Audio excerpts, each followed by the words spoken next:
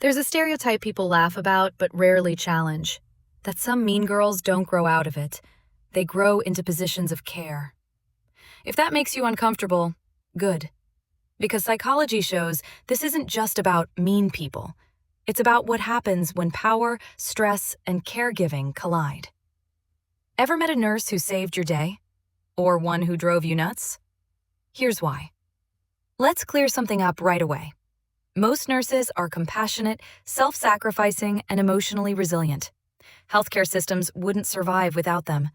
But psychology also shows that professions don't just attract people, they amplify traits that already exist. And nursing is one of the most psychologically intense roles a person can step into. People become nurses for very different reasons. For many, it's empathy, a genuine desire to help, a need to care for others during vulnerable moments. But research on caregiving professions shows another motivation can exist too: the need for structure, authority, and stability inside chaotic environments. Hospitals are unpredictable, high stakes, clear hierarchies, strict rules, life or death pressure. For some personalities, that structure feels grounding. For others, it feels empowering. Same job, very different psychological pull. So where does the mean nurse stereotype come from?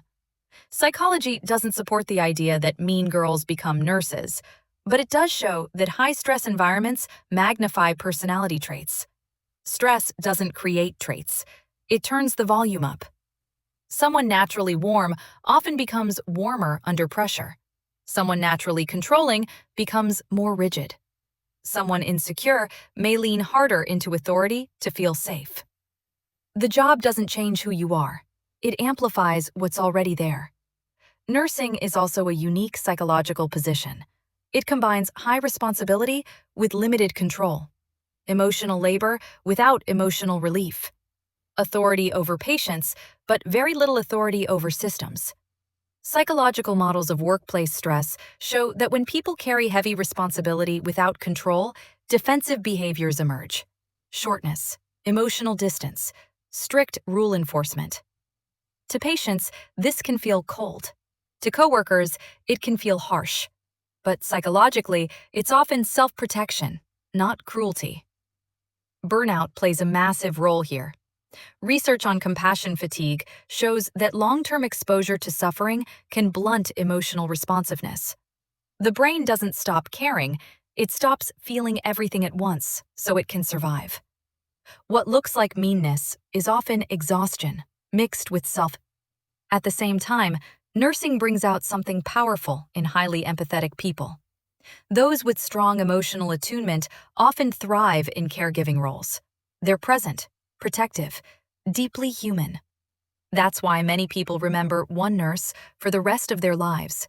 Same hospital, same stress, different nervous systems. So nursing doesn't attract one type of person. It attracts people who want to matter in moments that matter.